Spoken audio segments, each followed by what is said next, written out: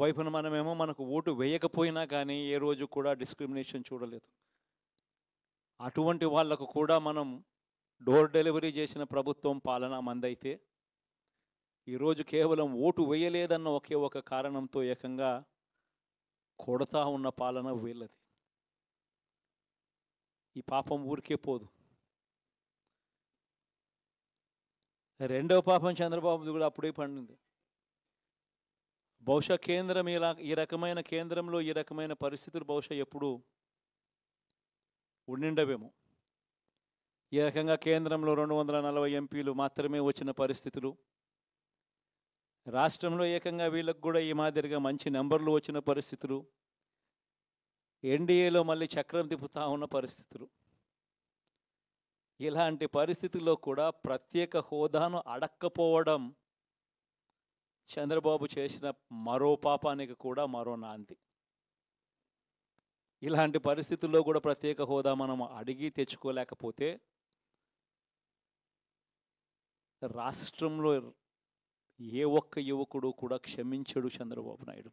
మనం కొంచెం ఈ పాపాలు పండేదాకా మనం గట్టిగా దీన్ని నిలబడగలిగితే, ముందుకు తీసుకొని పోగలిగితే ఈ పోరాటాన్ని ఆటోమేటిక్గా శిశుపాలని 100 పాపాలు ఫాస్ట్గా ఎరోడ్ అయిపోతాయి. కాబట్టి ప్రతి ఒక్కరూ ఈ విషయాలన్నీ గుర్తుపెట్టుకోమని కోరుతాం. ఇవన్నీ బహుశా నేను చెప్పేటివన్నీ కూడా మీ అందరికీ కూడా తెలియనేటివి కాదు. కేవలం నేను మీ అందరికీ గుర్తు మాత్రమే చేస్తా ఉన్నా. కష్టాలు రావడం అన్నది సర్వసహజం.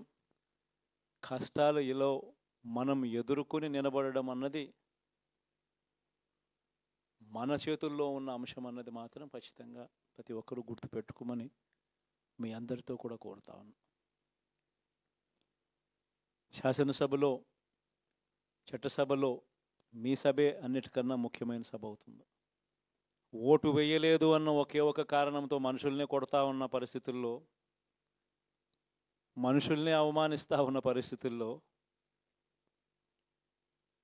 మనుషుల్నే బలవంతంగా ఆస్తి నష్టం చేస్తూ ఉన్న పరిస్థితుల్లో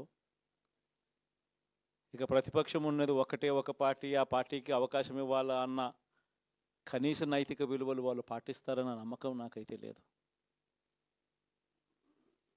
కాబట్టి మీరు చేయాల్సిన పాత్ర గొప్పది, చాలా ఉంది అన్నది మాత్రం గుర్తుపెట్టుకోండి. రాబోయే రోజుల్లో యాక్టివిటీ లెవెల్స్ అనేది ఆటోమేటిక్లీ పెరుగుతాయి. రాష్ట్ర వ్యాప్తంగా ఉన్న కార్యకర్తలందరినీ ఎవరినైతే వాళ్ళు ఇబ్బందులు పెట్టారో ఖచ్చితంగా వాళ్ళందరికీ మనోధైర్యం ఇస్తూ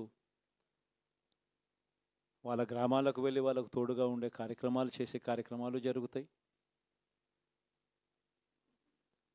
రాబోయే రోజుల్లో ఇంకా టైం గడిచే కొద్దీ ప్రజల్లోకి వెళ్ళే కార్యక్రమాలు ఇంకా ముమ్మరం అవుతూ పోతాయి. చివరికి ప్రజల్లోనే ఉంటాం. ప్రజలతో కలిసి పోరాడే కార్యక్రమం వేగంగా టైం గడిచే కొద్దీ మనము వేగంగా అడుగులు ముందుకు వేస్తాం. ఒకటి మీ అందరికీ చెప్తా ఉన్నా, ఏకంగా 14 నెలలు పాదయాత్రలు చేశాం. ఆ వయసు ఈ రోజుటికి నాకుంది. ఆ సత్తువ ఈ రోజుటికి నాకుంది. కాబట్టి మీరు మాత్రం ప్రతి ఒక్కరూ గుర్తుపెట్టుకోండి, ఆ టైం వచ్చేదాకా మీ పాత్ర చాలా కీలకం. ప్రతి ఒక్కరూ ఈ విషయాన్ని మాత్రం గుర్తుపెట్టుకొని మీ అందరితో కూడా సవినయంగా వేడుకుంటా ఉన్నాను.